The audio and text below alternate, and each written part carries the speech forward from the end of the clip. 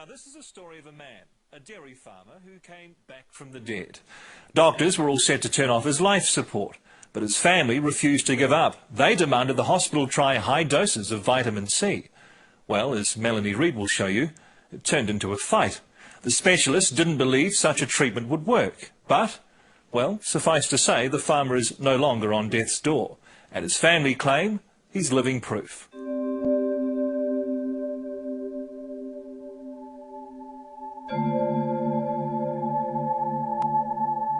This is Aotearoa farmer Alan Smith in Auckland's intensive care unit shortly before the doctors told his family his life support should be turned off and he be allowed to die. And I just sort of backed up and looked at him laying there so helpless, and you know, he was my whole life. We've been together since we were both 16. On the Smiths' Aotearoa farm, Alan's wife Sonia and son Shane remember when they were told it was all over. I was, you know, speechless. I mean, it was like, your dad's the sort of person that you could always rely on him to be there to help you, and it was like, shit. Childhood sweethearts Sonia and Alan were married when they were both 17. They have 3 sons. Their 9th grandchild was on the way when Alan got a severe case of swine flu. He was always there to help us with anything. And it was just, yeah, I mean, what were we going to do? And he wasn't very old, eh? No, only at 56.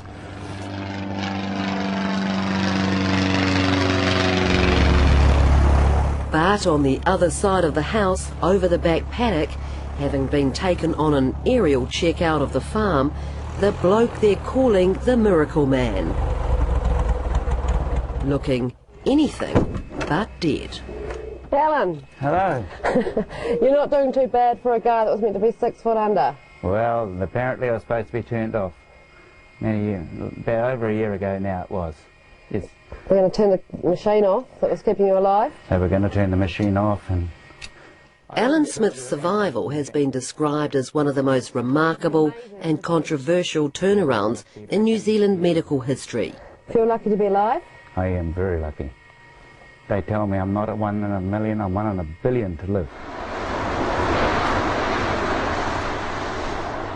Alan's story began on June 28, 2009. He arrived at Auckland International Airport after a fishing trip with mates in Fiji.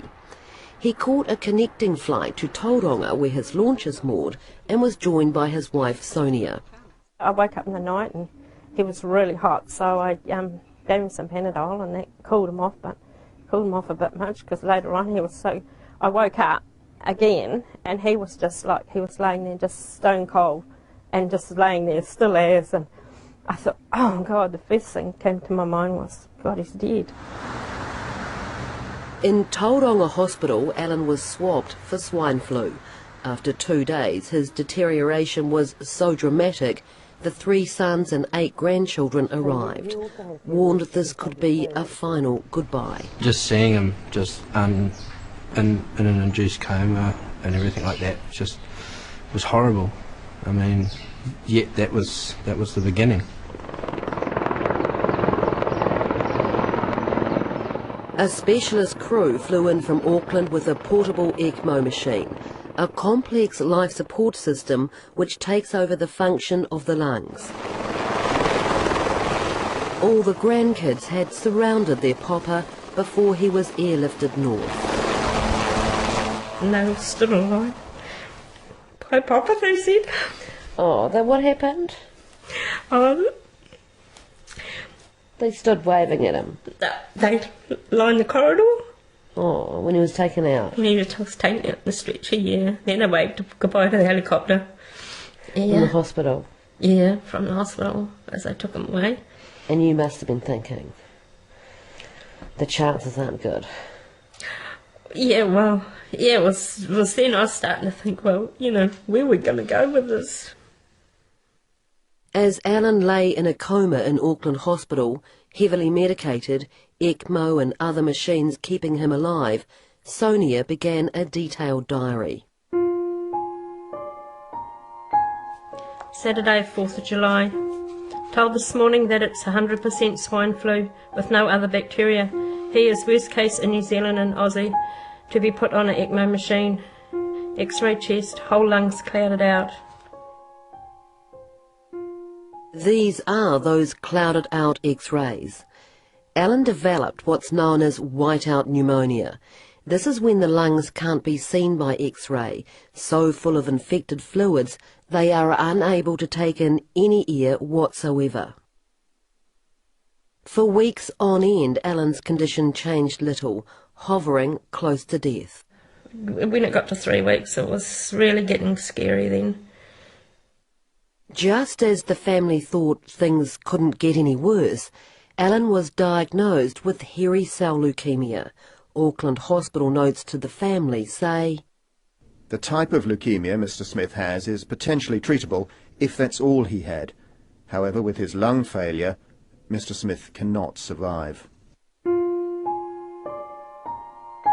Monday the 20th of July. United States specialist came. Alan still same. Asked for meeting at 3 p.m. Told us they were going to turn off life support. While Auckland Hospital refused to take part in this story, 60 Minutes has obtained Alan Smith's medical files and records of that Monday meeting. This morning we, the CVICU consultants, met and discussed with the ECMO specialist from America, Mr. Smith's situation. The group is in unanimous agreement that Mr. Smith should be removed from ECMO and be allowed to die. Continuing is only prolonging his inevitable death. My brother just stepped in and he said, "No, you haven't tried everything. You've got to try vitamin C intravenously, high doses." And they just said no. The family pleaded with doctors that Alan be administered high-dose vitamin C, a treatment right outside of mainstream medicine. So what was the doctor's reaction? Oh, they said no because there's no proof of it doing anything or doing anyone any good. Or my mind was just spinning because they wanted to turn him off, and I'm thinking, well, I hope we can get through this. And with that, Paul and Shane walked in. That's your sons? Yes, 2 of our boys. They walked in, and then, they really stood their ground. I said to him, mate, I said, if you lie on that bed for as long as he had without vitamin C, you will die too, just like he's going to. Paul and Shane rang and told me, they sound like giving up, just like when you got a dead cow down. I said, well, They'd given up.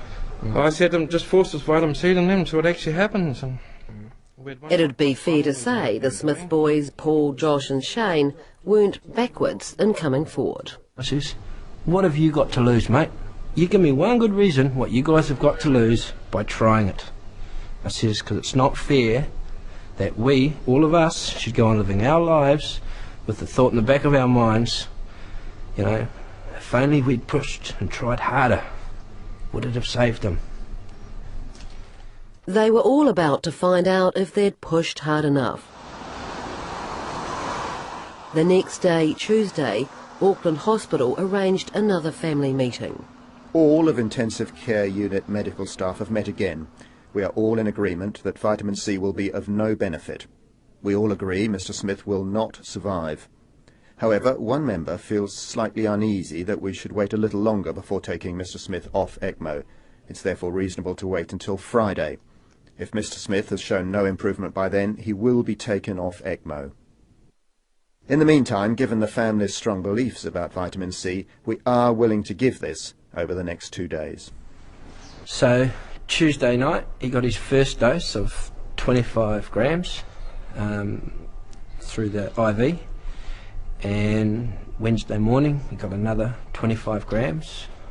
The Wednesday afternoon they did a CT scan on his chest, and that's when they found the air pockets in his lungs, whereas the x-rays had showed just complete white. So Alan's x-rays, before high-dose intravenous vitamin C, so full of infected fluid the lungs can't be seen. This X-ray taken after 2 days of high-dose vitamin C treatment. The lungs dramatically improved and readily visible.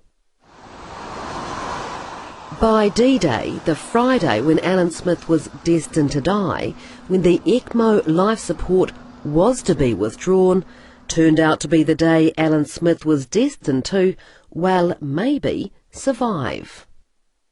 Mr. Smith is stable but still critical. He has improved over the last couple of days. Turning Mr. Smith prone has probably made the biggest difference. His chest X-ray is better. They didn't agree or believe that the vitamin C turned him around, because What did they think turned him around? coincidentally, the same time as he started getting his vitamin C, they proned him, which was turning him over onto his stomach. So that's their argument on that's why he got better. So Assume it will be, won't we? my question to that is, why didn't you try that before even suggesting to turn the machine off?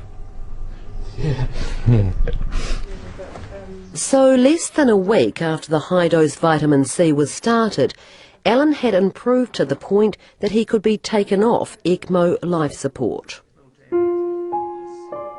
Sunday 26th July.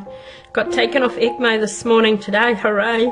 Seems funny seeing him breathing again. He is taking a few of his breaths on his own. Then, just as the family felt they could breathe a bit easy themselves, Alan's health started to dive. They would find the vitamin C had been stopped. This time, a different consultant was there, and he was just so adamant against it. He sat back in his chair, rolled his eyes and crossed his arms and looked at the ceiling and said, "No, not putting him back on it. No, no." Did he make you feel like a bit of an idiot?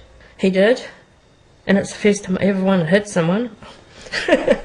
I got quite serious with that doctor. How serious? The meeting was stopped, put it that way.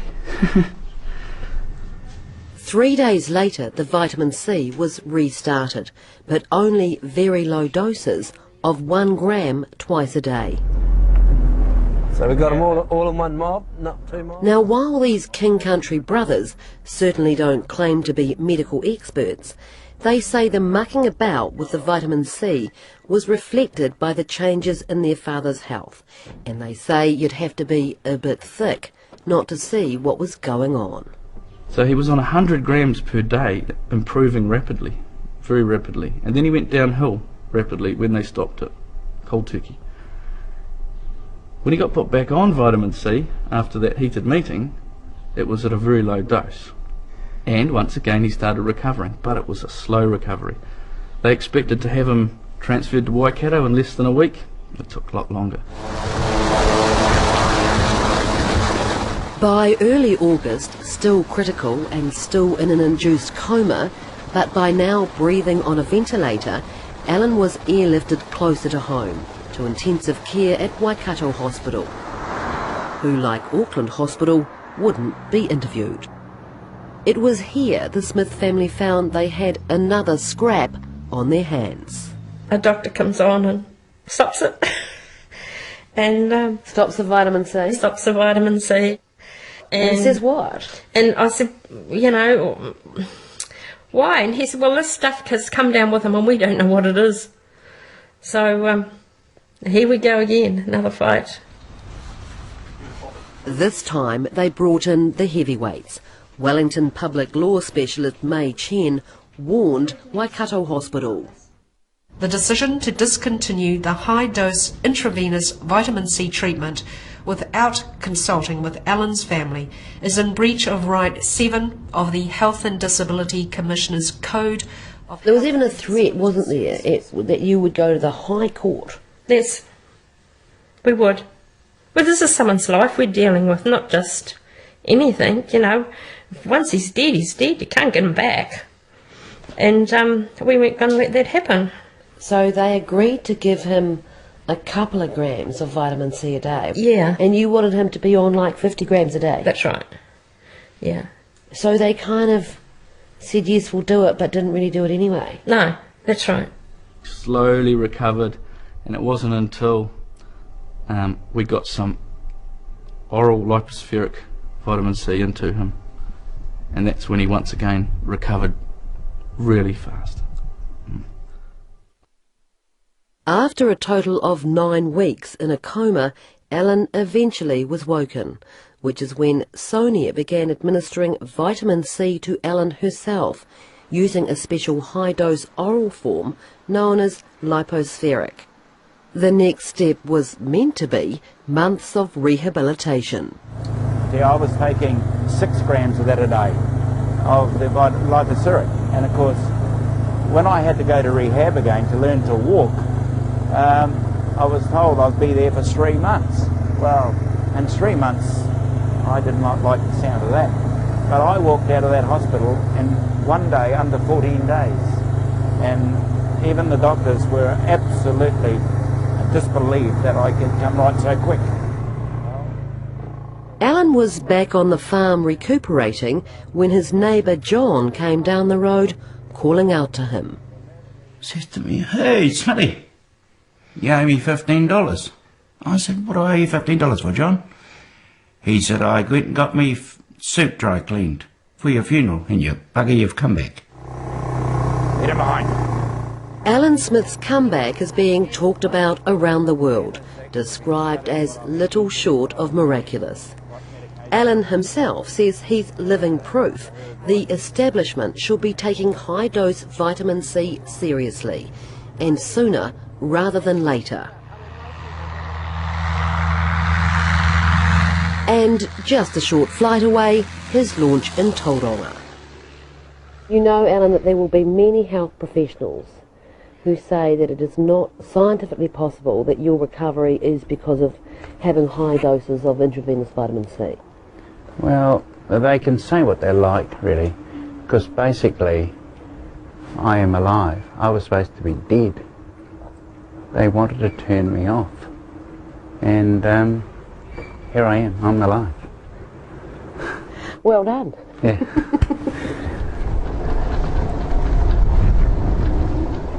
Just a note, Alan Smith no longer shows any signs of having leukemia.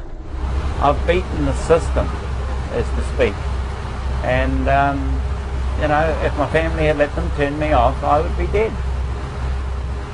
It's not a good day to be dead today. Not a good day to be dead today. There's obviously a fish out there somewhere with my name on it. We don't catch it.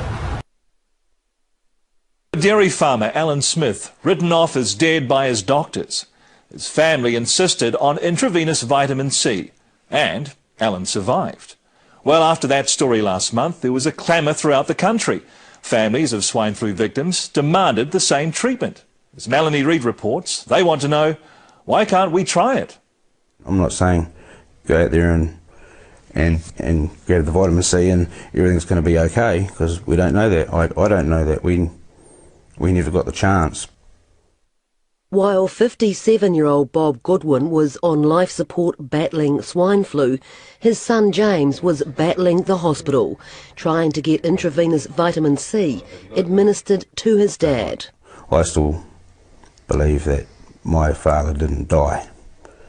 There was something else happened. He never died. He just didn't get given the chance to live. Like many New Zealanders, James Goodwin watched last month's 60 Minutes story, Living Proof. It was about King Country farmer Alan Smith, who back in 2009 was all but dead with swine flu. Auckland Hospital wanted to turn his life support off. The group is in unanimous agreement that Mr. Smith should be removed from ECMO and be allowed to die. Continuing is only prolonging his inevitable death. My brother just stepped in and he said, "No, you haven't tried everything. You've got to try vitamin C intravenously, high doses." The family had to fight the doctors. I says, "What have you got to lose, mate? You give me one good reason what you guys have got to lose by trying it." But once the hospital agreed, Alan started coming right, and today, well, he says he's proof that it works. In a nutshell, I wouldn't have survived if I hadn't had the vitamin C. Well, he's the rock in our family. Since that story, people like James Goodwin clung to the hope that high-dose vitamin C could save their loved ones. Feel robbed of at least having a chance at letting them have a fight. James' father Bob was in North Shore Hospital, critical on life support with swine flu, complicated by an underlying autoimmune disease. You knew your dad was dying? Had no hope, yeah. They'd told you that? Yep, they told us that. And you wanted high-dose intravenous vitamin C? Yep, I did, and they didn't want to give it because A, they didn't know enough about it, but then they still said it will be detrimental to his kidneys and cause kidney failure. By this stage, his kidneys had already failed and was on dialysis. I had a number of a vitamin C specialist for them to contact. Nobody bothered to ring them. This went on for days. Another one that gets me is they came, this is the night before Dad died, came to us to have a meeting with Mum and told us it was time to turn the machines off, let Dad go. So my argument was, so I have the power, I said I can pull the tube out of Dad, he's nodding at me, pull the tube out of Dad and kill him, I have that right. He said yes. I said, why don't I have the right to try and give him something else? Because you guys don't know about it. Meaning intravenous high-dose vitamin C? Meaning the vitamin C. They did finally give him the proper dosage, I think 6 a.m. in the morning that he died, but it was all just too late. We just wanted the right to try it. Like, they've told us he's going to die, they can't do any more. Why can't we try? The same question was being asked by another family who had a loved one in Auckland's ICU. The 36-year-old had been in a coma and on the life-saving ECMO machine for nearly a month before he died last week. The family made repeated attempts, even involved lawyers, trying to get the hospital to administer high-dose vitamin C, but the hospital was adamant. Vitamin C has never been shown to have benefit in the treatment of any sort of influenza, including H1N1. There will be no circumstances in which will be given high-dose intravenous vitamin C. What I'm concerned about is that to come to a blanket judgment that they will never administer this treatment under any circumstances doesn't seem to me to be the exercise of a judgment. It seems to me to be the application of a rule, which can't be consistent with the Hippocratic Oath and all of those other ethical obligations and legal obligations that they have under the statute. Public law expert May Chen has been advising and acting for families who have hit a brick wall with the hospitals. The reality is that high-dose intravenous vitamin C has been administered for the last 10 years by professionals and it's been found to be efficacious. I mean, the difficulty here, Melanie, is that we're not talking about ground-up gorsebush, we're not talking about leeches or being cut or witchcraft. I mean, we're actually talking about a treatment that has quite a long pedigree to it. With regard to high-dose intravenous vitamin C, there is no convincing evidence at all in this population that it works. No convincing evidence at all. And there is David Galler has been a principal advisor to the Health Ministry and is a senior intensive care specialist. We as a group believe it's harmful.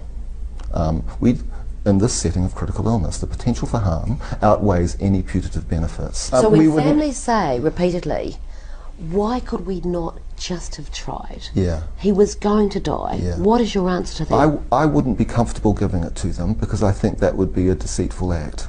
You know, we're not in the business of actually raising false hopes.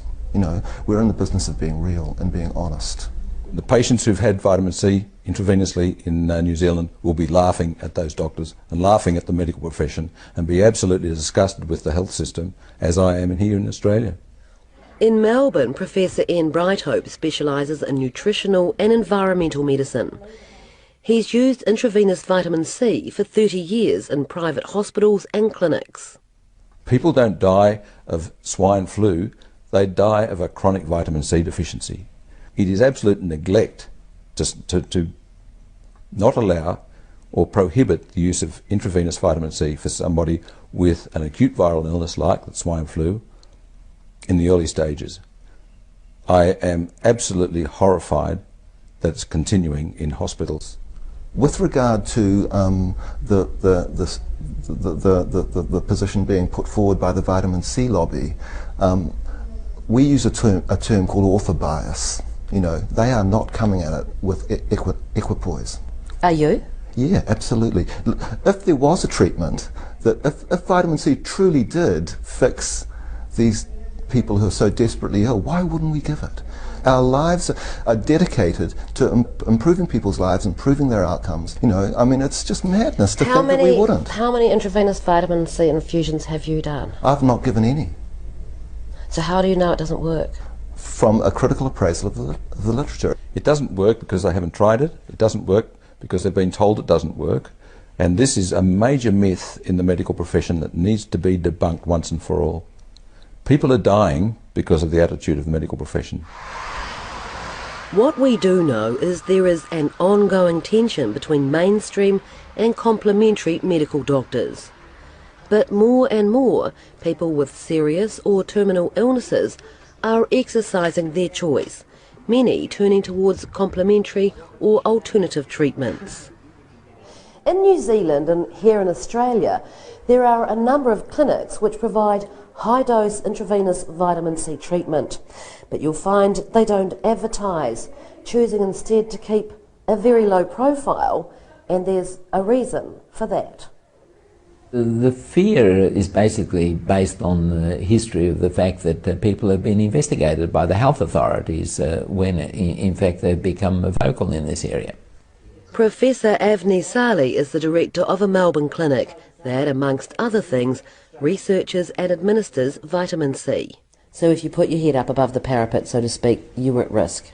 Yes, you would be at risk, yes. But let's go back to the case of farmer Alan Smith. I am alive. I was supposed to be dead. They wanted to turn me off. How do orthodox medical practitioners explain his survival? I'm thrilled that Alan Smith got better. Absolutely thrilled, you know, absolutely thrilled. The link of causation with vitamin C, I mean, there is no proven causation. He got vitamin C, he got better.